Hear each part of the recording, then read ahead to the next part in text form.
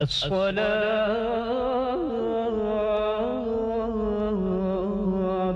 خير من النوم।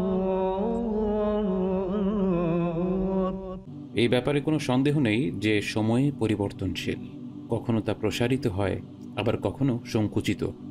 যারা মদিনাতে গিয়েছেন তারা জানেন মদিনার একদিন পৃথিবীর অন্য কোনো জায়গার একদিনের মতো নয়। অতএব সময়ে বরকতের বিষয়টি বাস্তব।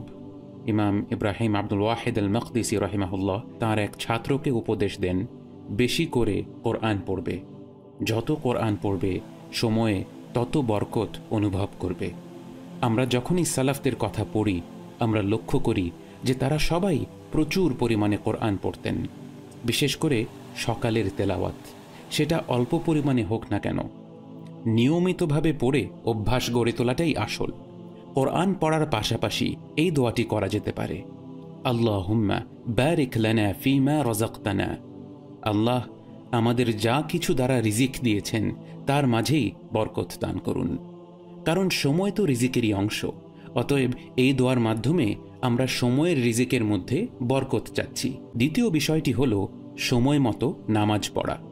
সাইয়্যিদুনা ওমর রাদিয়াল্লাহু আনহু তাঁর খেলাফতের সময়ে তার সব গভর্নরদের চিঠি পাঠিয়ে বলেন, তোমরা অবশ্যই ওয়াক্তের নামাজ সুরক্ষিত রাখবে। যে তার নামাজ ওয়াক্তে আদায় করে আল্লাহ তার সব ব্যাপারের দায়িত্ব নিয়ে নেন। অতএব ওয়াক্তের নামাজ ওয়াক্তে আদায় করাটা অত্যন্ত গুরুত্বপূর্ণ। এবং তৃতীয় উপায় হল তাড়াতাড়ি ঘুম থেকে ওঠা। নবীজি সাল্লাল্লাহু আলাইহি ওয়াসাল্লাম বলেন, আমার উম্মতকে সকালের প্রথমাংশে বরকত দান করা হয়েছে। এটা হয়তো অনেকেই অনুভব করেছেন। আপনি ফজরের পর যদি আর না ঘুমান আপনার মনে হবে আপনি সারা দিন কাজ করেছেন, কিন্তু ঘড়ির দিকে তাকিয়ে দেখবেন কেবলমাত্র 10টা বাজে। অথচ ফজরের পরে ঘুমিয়ে পড়লে, এবং এই ঘুমের একটা নাম আছে, নওমুন নাদামা, অনুশোচনার ঘুম। আপনি যদি ঘুমিয়ে এরপর 8টা বা 9টার দিকে ওঠেন, খেয়াল করবেন যে দেখতে না দেখতেই 3টা-4টা বেজে গিয়েছে। দিনটা কোন দিক দিয়ে পার হয়ে গেল টেরও পেলেন না।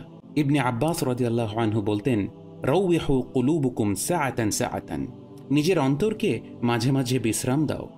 এ কারণে তাঁর কোরআন তাফসিরের দর্সে তিনি কখনো কখনো কবিতার বই বের করে আনতে আদেশ করতেন, এবং দর্সে সবাই কিছুক্ষণ কবিতা পাঠের মাধ্যমে জটিল পড়াশোনা থেকে বিরতি নিত। আরেকটি দোয়া করার উপদেশ দেব, আল্লাহুম্মা ইন্নী আউযু বিকা মিনাল হাম্মি ওয়াল হাযান ওয়াল আজজি ওয়াল কাসাল ওয়াল জুবনি ওয়াল বুখল ওয়া দালা'id দাইনি ওয়া গলাবাতির রিজাল। হে আল্লাহ, নিশ্চয়ই আমি আপনার কাছে আশ্রয় চাই দুশ্চিন্তা, পেরেশানি, অক্ষমতা, অলসতা, কাপুরুষতা, কৃপণতা, ঋণভার ও মানুষের প্রভাবাধীন হওয়া থেকে।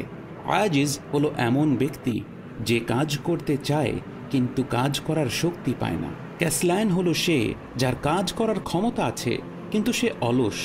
নবীজি সাল্লাল্লাহু আলাইহি ওয়াসাল্লাম এই দুই পরিস্থিতি থেকেই আল্লাহর কাছে আশ্রয় চেয়েছেন।